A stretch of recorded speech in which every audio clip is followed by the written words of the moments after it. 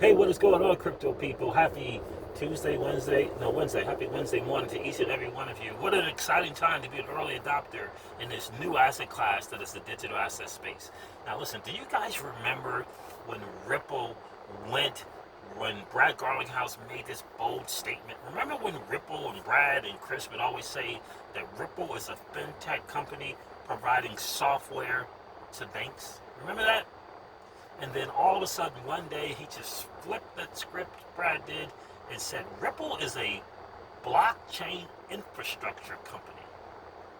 A blockchain infrastructure company. Well, I was listening to a video from Darren Moore. Shout out to Darren Moore. Listen to this video. These people from these banks were talking about the fact that they had discovered banks that were using Excel to track and handle and manage their intraday transactions. Multi-billion, multi-billion dollar banks, multi-billion dollar transactions a day using Excel. Excel. Now, we all know, we were all shocked when we heard, most people were shocked when they heard that the banks only literally hold 8%, 8 cents, 8 cents, 7 cents of your dollar in the bank. Yeah, you deposit the dollar on Monday, on Friday, you can withdraw about 8 cents. Yeah, crazy. Right? Crazy. They can lend out 10 times the money that you deposit. But they literally only, I tell people this all the time, 8%, 7, 8%. I tell people all the time, you try to go deposit $10,000 on Wednesday today and check back on the bank Friday, Monday and see if they got your $10,000. I promise you it won't be there. FDIC, one of the biggest scams. FDIC insured, one of the biggest scams in the history of scams. Brutal, right? So blockchain infrastructure company. Ripple is genius in motion. I tell people this all the time, and they just kind of miss it. Here's one thing that I want to recommend to you.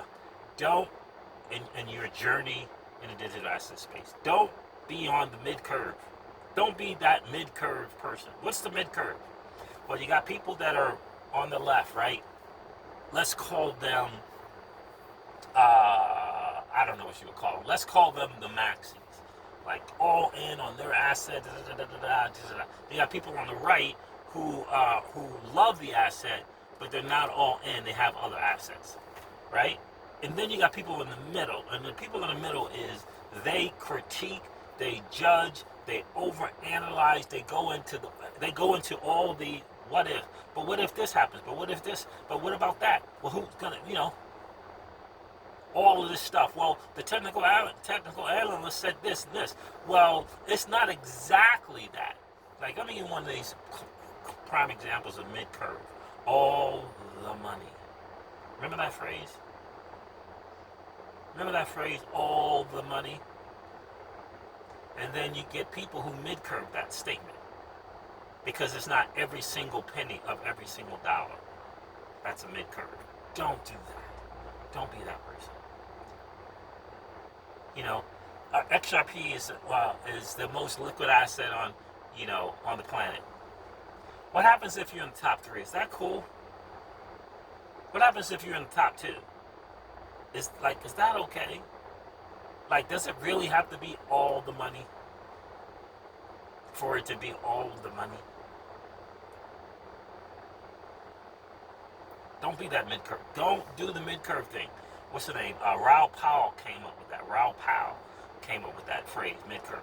Like, it's just this over-detailed analytic, has to be exactly word. If a statement is said, it has to be 1,000. Don't do that.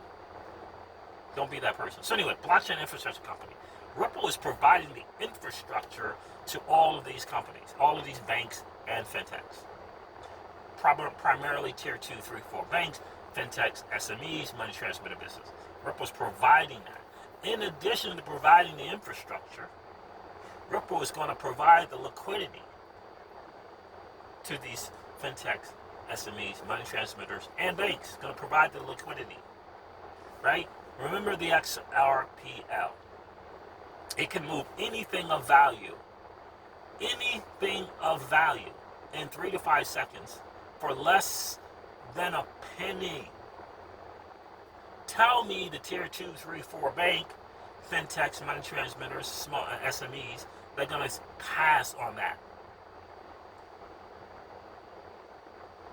Tell me the tier 2, and 3, and 4 banks that are going to pass on that. Now, every single nation which has a bunch of tier 2 and 3 and 4 banks, every single nation in the G20, main focus, all in agreement, all on agreement that cross-border payments is horrible. They all agree on that. They may not be able to agree on climate change and the ESG madness, but they all agree on cross-border payments.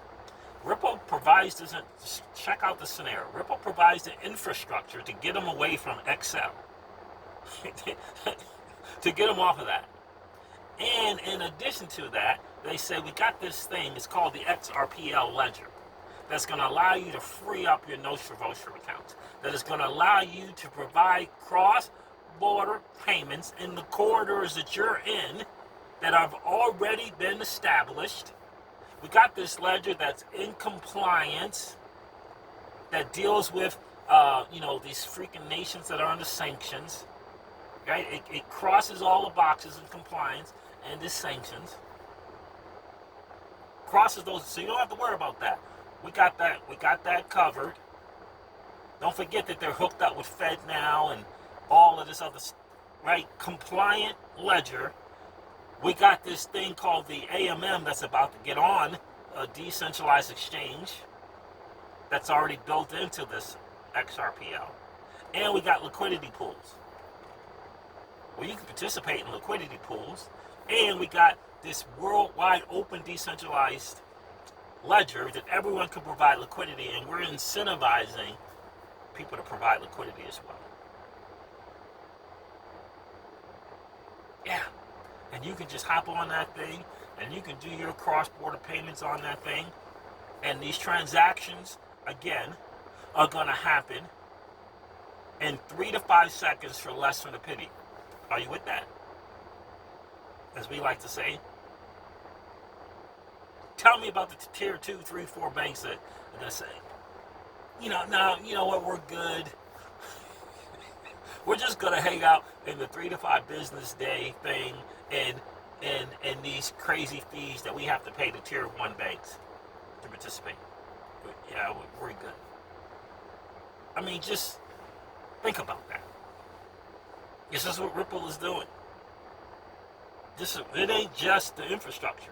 They're saying, once we get the infrastructure on it, and you're like, all these tier 3, 4 banks, like, oh my God, thank you. Oh, it would have taken us a decade to get there. Thank you for providing this. Tell me more about this XRPL that can move anything of value in 3 to. Are you telling me that we can get stuff done in 3 to 5 seconds for a fraction of a penny? Yeah, that's what we got. Tell me the people that are turning that down, that are passing on that. It's over, baby. It's over. And think about this, these liquidity pools, this demand for the liquidity asset that is XRP. That's where you and I come in, when we get the benefit from that in a massive way. And these banks don't even have to hold the thing.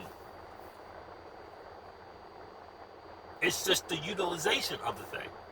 Like, it's over. Tell me about it. It's over. I want you to think about that for a second. This AMM, when it hits, woo, this automated market maker, when it hits that the ledger, the decentralized exchange is just going to go absolutely crazy.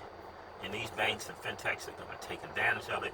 Because, again, it's a 20+ trillion, if not $50 trillion market just in cross-border payments. It's over. And we get to participate in providing liquidity for these banks. How cool is that? Be both a lender and a borrower. How cool is that? It's game over, my friends. It is game over. Listen, continue to hodl strong. Continue to strengthen your resolve. Don't listen to the madness. Don't get distracted by whether or not the SEC is going to appeal. Right? Don't get distracted with that nonsense. It's nonsense, all right? Continue to hodl strong, guys. Listen, thanks for hanging out. This has been your XRP Ripple Drive Time News in 0 to 10 minutes. I hope it has been of value to you. If it has, do me a favor, hit that like button. And please don't forget to subscribe to the channel if you enjoyed the hangout. Subscribe to the channel, ring the notification bell so you know whenever we go live or whenever we upload a video. I'm going to end this one like I do all my videos and remind you guys of this, that old money doesn't want you to win. But that's okay, though, because you and I, we're already winning. I'll talk to you soon, guys. See ya.